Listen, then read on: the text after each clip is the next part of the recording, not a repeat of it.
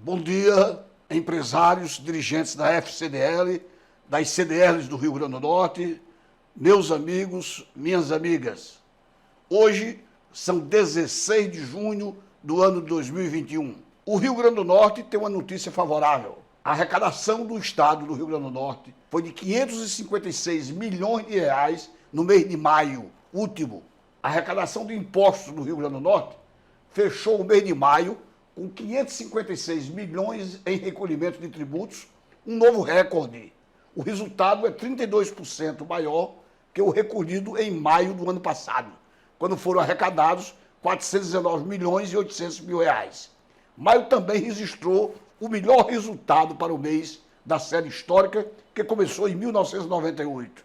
O boletim revela também que no quinto mês do ano, as empresas potiguares de todos os segmentos realizaram uma média de 956 mil transações de vendas por cada dia do mês, o que significa uma retomada aquecida da economia do varejo à indústria.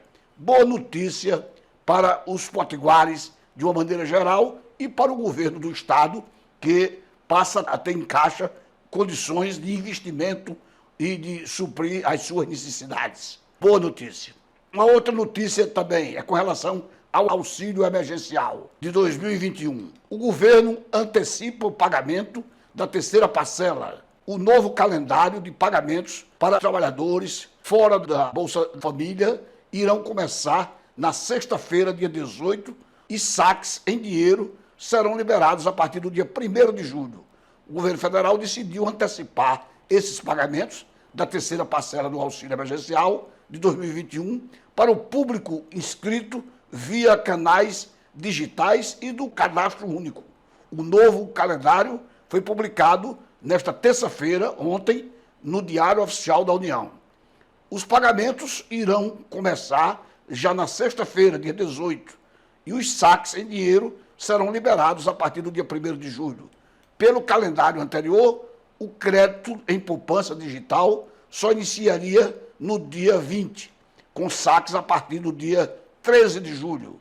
A mudança mais significativa será para os nascidos em dezembro, que passam a ter direito à terceira parcela ainda em junho, no dia 30, junto com quem faz aniversário em novembro.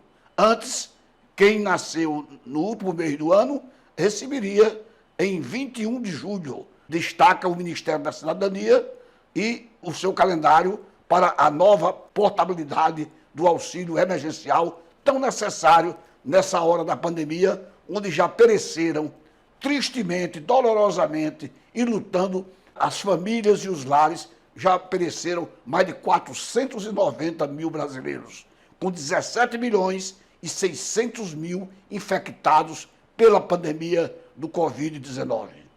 Um assunto que volta a preocupar o governo federal em escala rigorosa é a crise hídrica. Inclusive, o governo prepara uma medida provisória que concentra a gestão de reservatórios de água no Ministério, no próprio Ministério de Recursos Hídricos. O governo federal prepara uma medida provisória que deve ampliar os poderes do Ministério de Minas e Energia em recursos hídricos, na gestão dos recursos hídricos do país, incluindo os reservatórios das hidrelétricas, em detrimento de outros órgãos como o IBAMA ou a Agência Nacional de Água, a ANA.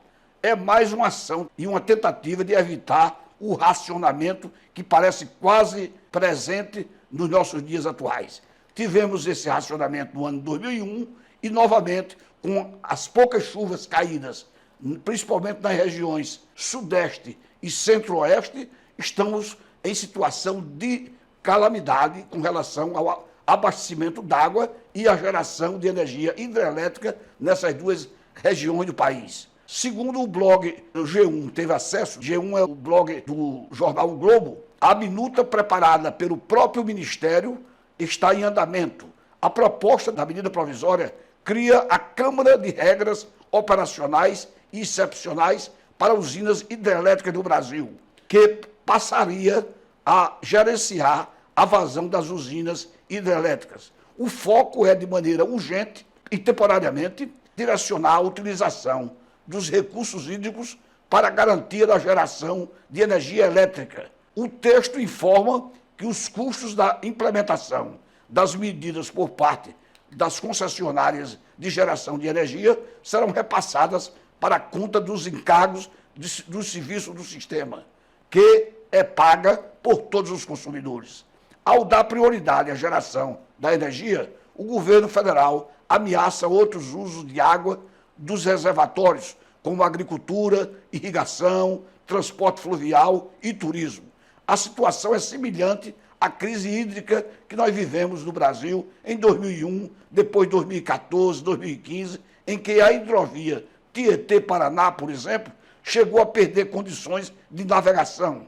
Por conta do baixo nível das águas, a hidrovia é importante para o escoamento de parte da produção de grãos no país. Fontes ouvidas pelo blog do G1 afirmaram que a pasta de Minas e Energia gostaria de publicar a medida provisória ainda esta semana. A oficialização da proposta, no entanto, pode ficar para a próxima semana em função da medida provisória da Eletrobras, que dá poderes ao governo federal de privatizar imediatamente a Companhia de Eletricidade do Brasil, que tramita em regime final no Senado Federal.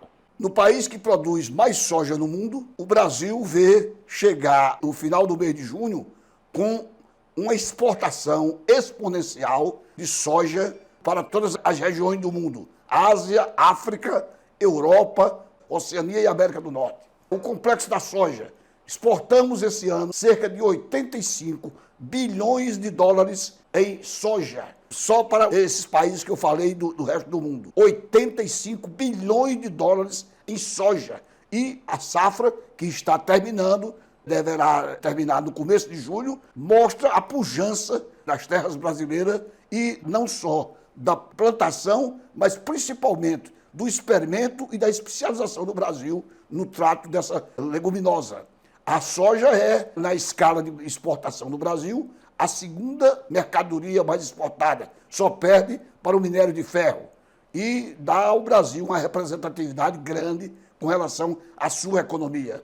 Este ano, batemos o recorde, com a produção impressionante, que ainda está para ser finalizada, mas que deverá ser, dos últimos 10 anos, a maior produção de soja que o Brasil realizou grandemente para todos os países do mundo. A China é um dos maiores compradores da soja brasileira, assim como os Estados Unidos, alguns países da Europa, o Canadá, a Argentina, os países do Cone Sul da América do Sul. A China, por exemplo, responde por 70% do superávit comercial do Brasil. É a Fundação Getúlio Vargas que diz que o país asiático foi responsável por 19 bilhões e 100 milhões de dólares no acumulado de janeiro a maio, em 5 meses, no período em que o valor total das nossas exportações, o superávit comercial das exportações sobre as importações, chegou a 27 bilhões e 100 milhões de dólares. Só o país asiático teve um superávit de 19 bilhões e 100 milhões de dólares. O superávit comercial do Brasil com a China atingiu 19 bilhões e 100 milhões de dólares, acumulado de janeiro a maio deste ano. O valor equivale a 70% do saldo do país no período, destaca o boletim do Indicador de Comércio Exterior, o ICOMEX, divulgado nesta terça-feira, ontem, dia 15, pelo Instituto Brasileiro de Economia da Fundação Getúlio Vargas e o IBRE. O boletim destaca que os preços comandam o dinamismo das exportações brasileiras para a China. A participação do país asiático nas exportações brasileiras passou de 32,5% para 34%, ou seja, o superávit comercial do Brasil com os outros países, a China é responsável por 34% desse superávit. Entre esses dois períodos, a variação no volume exportado foi de 1,4% e o dos preços subiu 32,3%. Para o mercado americano, houve um equilíbrio maior entre preços e embarcado aos Estados Unidos. Aumentou 12%, enquanto que os preços médios avançaram 11%. Para a Argentina, a elevação da quantidade é destacada no boletim. Nas importações brasileiras, de janeiro a maio, ao país vizinho, o volume saltou 45,1%, enquanto os preços subiram 6,5%. Para os demais países da América do Sul, a dinâmica foi semelhante, com um avanço de 31,8% no volume de exportação e 5,8% no aumento dos preços. Na balança como todo, os preços continuam liderando o aumento do valor das exportações entre acumulados até maio de 2020 em cerca de 30%. Já nas importações, o valor subiu 20,9%, com um avanço de 17,4% na quantidade e de apenas 3,3% nos preços, sempre de janeiro a maio deste ano em relação ao ano anterior. A maior variação de preços das exportações comparados com as importações levou a um aumento de 20,4% nos termos de troca entre os meses de maio de 20 a maio de 21, ressalta o boletim da Fundação Getúlio Vargas. A análise por tipo de indústria aponta o e-commerce, mostra que no acumulado do ano, a indústria de transformação lidera o aumento do volume exportado com um crescimento de 10,3%. Os principais produtos, os 10 principais produtos de exportação do Brasil foram minério de ferro, açúcar e melaços, farelo de soja, carne bovina, combustíveis, celulose, carne de aves, semi-acabados de ferro, aço, ouro não monetário e ferro, gusa e veículos de passageiro. O boletim destaca que, exceto os automóveis, todos os outros podem ser classificados como commodities.